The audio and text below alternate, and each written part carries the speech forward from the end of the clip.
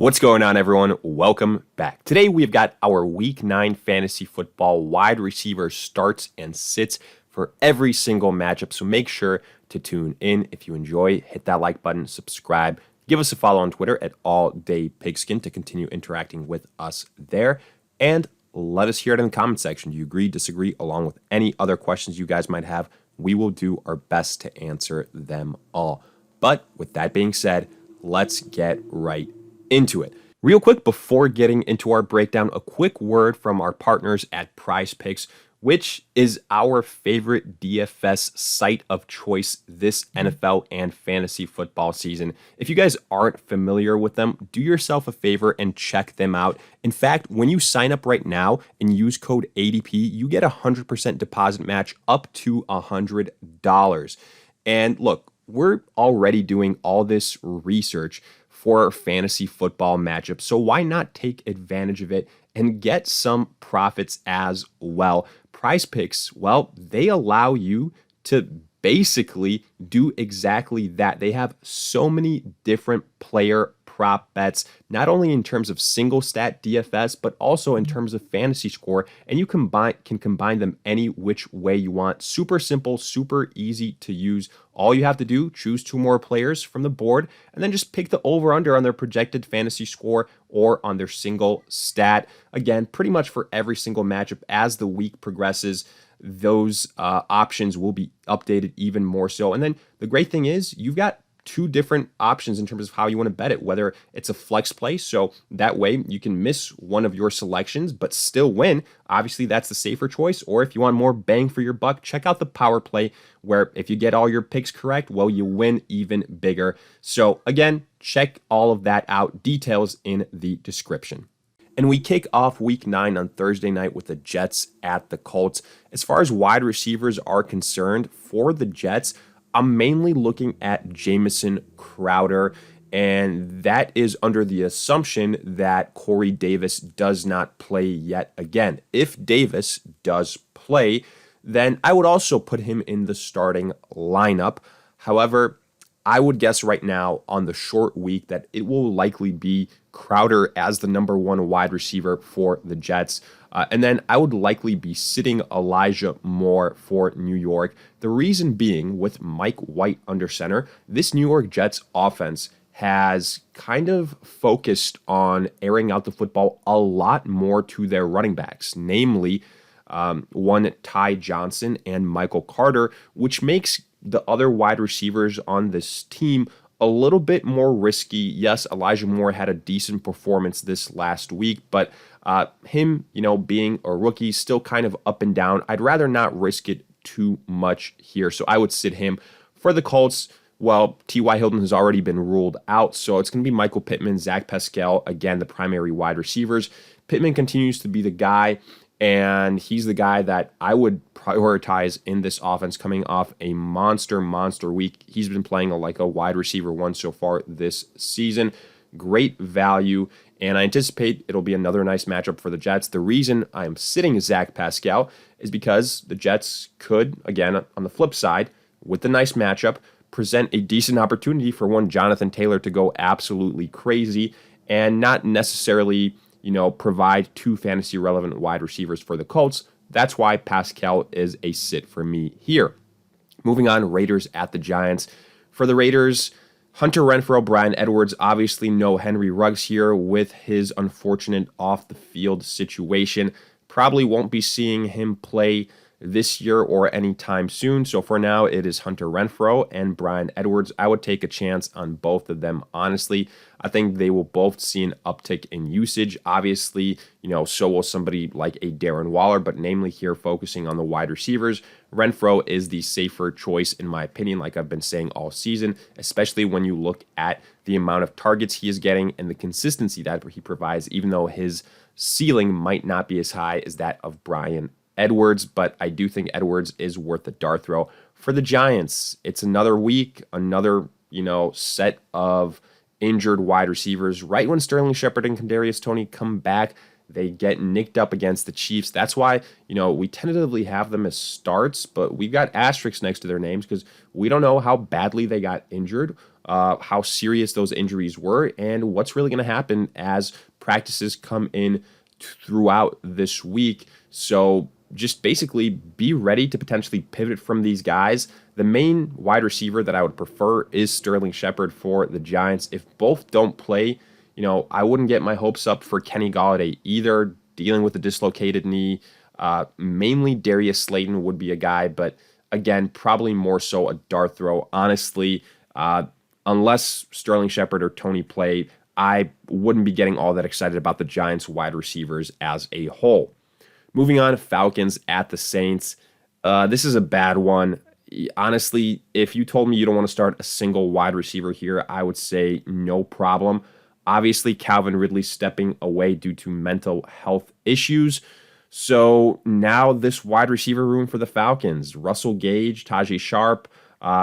So what do you do there? Probably Kyle Pitts is going to be the biggest beneficiary, followed by Cordero Patterson, but we view Patterson as a running back. We broke down our running back starts and sits for week 9 in an earlier video yesterday. Make sure to check that out.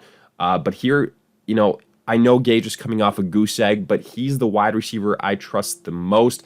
If there's any, guy that you want to throw a dart at this week, but again, just realize that the floor is low. It's going to be a situation where it is rather boom or bust. Again, if you don't want to start a single one of these wide receivers in this entire matchup, I don't blame you, because I also have the Saints wide receivers as sits, because Jameis Winston ACL done for the season last week, which means Taysom Hill if he plays. If not, Simeon. I don't trust Diontae Harris. I don't trust Marquez Callaway. With a new quarterback under center, I think all of their ceilings are, going to be lowered. So for that reason, I am fading them here. Then Bills at the Jaguars. I think this is a favorable matchup for the Bills. The Jaguars have been very friendly to opposing offenses. So Stefon Diggs, Cole Beasley, and Emmanuel Sanders, I think, could be decent plays. Cole Beasley kind of having a reemergence this last week. Emmanuel Sanders, on the flip side, having his first bust week, and big-time bust week. He put up a goose egg. But I think, again, he can bounce back. Obviously, Stefon Diggs, you roll out. For the Jaguars, Marvin Jones is the most reliable guy. I've been saying this since the start of the season. Forget about Laviska, even without DJ Shark. I know Jamal Agnew had a decent week, but I'm not chasing the points. Marvin Jones is the main guy for me here. I don't trust any of these other wide receivers. You could see some dinks and dumps to the tight end and Dan Arnold, maybe to Carlos Hyde or James Robinson, depending on health. But I don't trust any of these other wide receivers enough other than Marvin Jones to roll them out confidently here. Afterwards, Browns at the Bengals. For Cleveland, it's only Jarvis Landry, Odell Beckham, so much trade drama surrounding him, just not getting enough targets. Baker Mayfield on top of that clearly hurt. So that means that this passing attack doesn't have much to offer in general. Landry is a guy primarily in PPR formats. Let me, clarify that point. And not a guy that you should be expecting high-end wide receiver 2 or wide receiver 1 production from. He's in the wide receiver 3 kind of category. For the Bengals, though, Jamar Chase and T. Higgins, I would start both of them here. Jamar Chase does have the highest ceiling out of the bunch, even though, yardage-wise, catch-wise, he didn't really get it done, but did have a touchdown this last week. So obviously, still utilized. He did have a crazy amount of targets, so that's nice to see. Tyler Boyd, yes, he had a nice week, but I wouldn't get too crazy. I still think that this is an offense where it's primarily 2 wide receivers, Higgins, Jamar Chase. It's very tough to have 3 fantasy-relevant wide receivers on a single team, and I still think Tyler Boyd is the odd man out, so I will be fading him here. Then Patriots at the Panthers. Jakobi Meyers, it's not a sexy name. In standard formats, I wouldn't start him, but in PPR, he's going to get some decent targets. Probably won't get you a touchdown, obviously, as has been the case his entire career. And, it won't be too sexy, but a decent floor in PPR, maybe of like around 10 points. For Carolina, this is a little bit tough because Sam Darnold in the concussion protocol. Does he even play? Don't really know. So a bit of a question mark, but DJ Moore is the only, wide receiver that is worth starting here regardless. That's been the case pretty much all season long. Forget about Robbie Anderson. The guy is droppable. And I realize as soon as I say that, he might have a decent week, but, it's not going to be sustainable. So No qualms there about having him as a sit. Same with Nelson Aguilar and Kendrick Bourne. I think, there's primarily one fantasy relevant wide receiver on this Patriots offense. It's Meyers. These two guys, big play dependent, so I am fading them there. And honestly, in a game that I think could be rather low scoring in general. After this, Broncos at the Cowboys. For Denver, with Jerry Jeudy returning, we kind of had exactly what I anticipated, and that is a reduced volume for all of these wide receivers across the board. Sutton, Patrick, Jeudy, and I said then that Sutton would be my highest upside wide receiver. I'm still sticking by that, but I don't think he has really, low-end wide receiver 1 or really high-end wide receiver 2 upside anymore. What I'm hoping for here is that maybe that Dak Prescott plays for the Cowboys so that this is a higher scoring affair, and then the Broncos are forced to throw the football more. If not, I'm scared that this one could be ugly and rather low scoring, and that really, even with Courtland Sutton as a start, that his upside won't be all that great. For Dallas, obviously, again, I mentioned it, hopefully Dak Prescott plays because then the upside for Cooper and CeeDee Lamb much, much higher, even though, one Cooper Rush did produce decent fantasy outings for Amari Cooper and CeeDee Lamb. But I would start both of them here. I think they both offer, low-end wide receiver 2 type of production. I'd be sitting Michael Gallup if he plays, especially if Dak Prescott doesn't suit up here. And then, like I mentioned before, Patrick and Jeudy are fades for me going forward. Then Vikings at the Ravens. Let's go Justin Jefferson. Let's go Adam Thielen. That is, a combo you can't go wrong with. Yes, Jefferson was a little bit disappointing this last week, but I think it'll be a high-scoring affair versus the Ravens, so I expect him to bounce back. For Baltimore, Marquise Brown. The guy's been a borderline top 5 fantasy wide receiver. Yes, you take the good with the bad, but it's been a lot more good than bad, even though he's had some horrendous drops. You still start Marquise Brown. Rashad Bateman, I think, is in the category where he has kind of overtaken Sammy Watkins due to Watkins' injuries these last few weeks. If Watkins returns, I'm confident that Bateman is going to be the number 2 wide receiver on this offense going forward. So I'm fading Sammy Watkins, and Bateman is kind of, again, in like a wide receiver 3 type of category. Then Texans at the Dolphins. I'll start Brandin Cooks for the Texans, really the only wide receiver worth mentioning here for Houston. Has been the case all season long.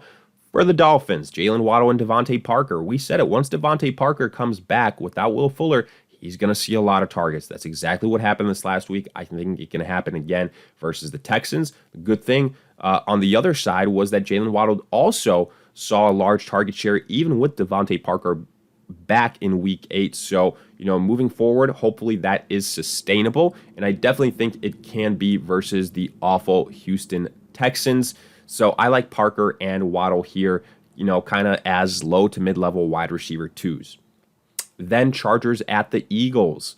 I like the wide receivers here, Keenan Allen, Mike Williams. That is the duo that you continue to start for the Chargers. Funny enough, Mike Williams coming off his worst game of the year, while Keenan Allen, arguably his best game of the year, kind of reversed roles again. But I think both these guys are startable. I think this could be a high-scoring affair. For the Eagles, Devonta Smith, boom or bust type of situation. If you argue that he should be a sit, I understand it. I would argue that this last week versus the Lions, no really wide receiver was viable. Even Jalen Hurts didn't really do much, but that's because the Eagles ran all over the Detroit Lions, and they were up so big by the time, even in the fourth quarter that the starters were out. There was no reason to pass the football. But even so, if you're looking at other Philly wide receivers, just stop. Devonta Smith is the only name worth considering. So save yourself the trouble. Then Packers at the Chiefs. Davante Adams, Tyreek Hill, that is easy peasy in terms of those two starters, top 5 wide receivers there. Let's move on. Allen Lazard, Randall Cobb. Now, this is obviously assuming that Adams and Lazard come off the COVID list, which I anticipate that they will. But I would still sit Lazard here. MVS potentially expected to also return. So I do think there's going to be more, potentially volume going elsewhere, not just Lazard's way. So also with again, other than Davante Adams, there are inconsistencies at this wide receiver position. Don't go chasing the points with Randall Cobb. Last week was a fluke. Davante Adams and Lazard were out, so just keep that in mind. And then for the Chiefs, Mecole Hardman, I would sit him, even though he's kind of been, more consistent than previous times as of late. But this Chiefs offense is questionable. Let's just say it. It's questionable this year. And other than Tyreek Hill, even Travis Kelce has kind of been questionable. I don't have all the faith in the world in Mecole Hardman or even like a Demarcus Robinson. So let's move on. Cardinals 49ers next. I think this could be a high scoring affair. I really do. Back and forth, kind of firework type of show. I'm starting all the 3 Arizona wide receivers, so I like that. For the 49ers, it's only really one name, Deebo Samuel. I mean, the guy's been absolutely sensational all year and pretty consistently as well. I'm sitting Rondale Moore. I think I continue to say it. Out of this, foursome, the trio of Hopkins, Kirk, and A.J. Green are the ones that are the most trustworthy. Rondale Moore being a rookie, a little bit more inconsistent. I'm fading him. And then Brandin Ayuk, even though, I guess you could argue high-scoring affair potential, but he's just been second fiddle to Deebo Samuel in such a big way that I'm fading Brandin Ayuk here and moving forward. Then Titans at the Rams.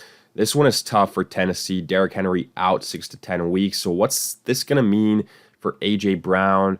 Our opposing defense is going to, just focus in on him and then try and force the Titans to beat them with other guys. It's a possibility, but I still start A.J. Brown. I think he's going to see enough volume where you have to. For the Rams, Cooper Kupp, Robert Woods, that's easy. Let's move on. That's been the case all season long. Robert Woods also slightly getting a little bit better these last few weeks. Nice to see. For the Titans, I'm sitting Julio Jones. He didn't even play last week. It's still early. He might not even play in week 9. So just keep that in mind. Also going up versus a tough Rams defense, coming off an injury, don't have all the faith in the world there. And then Van Jefferson, yes, I know he had a decent outing, but versus the Titans, I wouldn't be shocked without Derrick Henry that this maybe is a blowout and that the Rams, do their damage early, then turn to the rushing attack.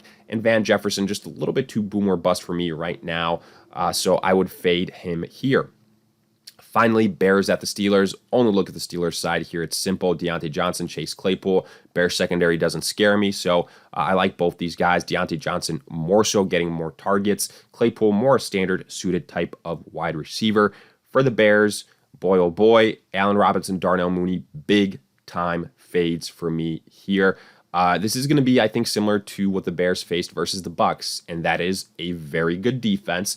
And the Bears offensively stink, and I mean absolutely stink versus good defenses. That's where they get exposed and look like a team that doesn't belong in the NFL, and where people are calling for, Matt Nagy to be fired and questioning whether Justin Fields belongs in the NFL. Translation, don't start Robinson, don't start Darnell Mooney. But with that, we wrap up our Week 9 fantasy football breakdown for wide receiver starts and sits. And as always, let us hear it in the comment section. Did you agree, disagree, along with any other questions you guys might have? We will do our best to answer them all. If you enjoyed, hit that like button, subscribe, give us a follow on Twitter at alldaypigskin to continue interacting with us there. But in the meantime, we'll see you guys in future videos.